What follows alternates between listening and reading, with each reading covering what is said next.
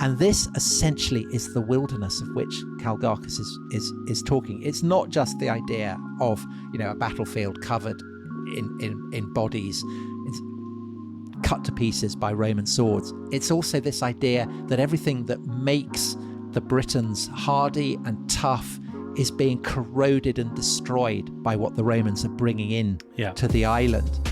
And so this is why Tacitus is suspicious of empire. It's not for reasons, I think, that we would recognize today.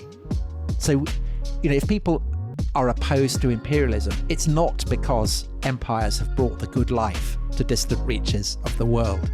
It's because empire is seen as being murderous in and of itself. But Tacitus is not lamenting that.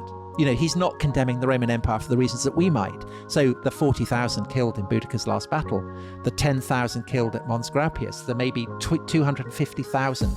This is the upper limit of David Mattingly's estimate of how many are killed over the 40 years that we've been covering in this series. Probably an equal number enslaved. And if you think that probably the population of Britain in this period has been estimated at about 2 million, that's a quarter of people either killed or enslaved in this period. That is, to us, a terrifying record of conquest.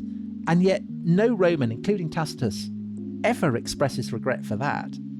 Quite the opposite. They celebrate it. They're building massive triumphal arches about it. You said that Tacitus' reasons for criticizing the empire are not ones we would recognize, but they are ones that people would have recognized in the 18th or 19th centuries during their time in the British Empire, that empire brings wealth, corruption, that you actually lose the very virtues that made you great by achieving greatness, that you become Warren Hastings, or you become so rich that you're no longer shooting, you're no longer like a big game hunter on the veldt or something. All of that that's very familiar, isn't it? That's in all empires. It is. The fear that empire brings, the kind of moral corruption because you're too rich and successful.